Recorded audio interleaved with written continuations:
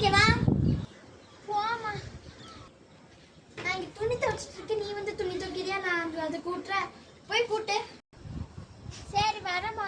மனசுல ஒழுங்கா உட்கார விடுறாங்களா? ஐயோ வா.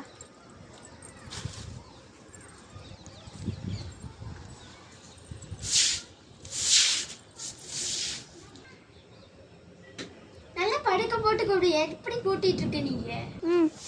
சரிம்மா.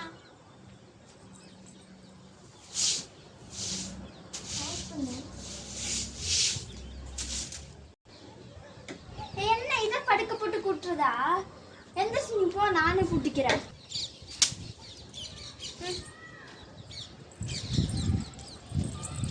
முன்னாடியே சொல்லியிருக்கலாம். நீ ஏன் தான் இப்படி பண்றாங்க?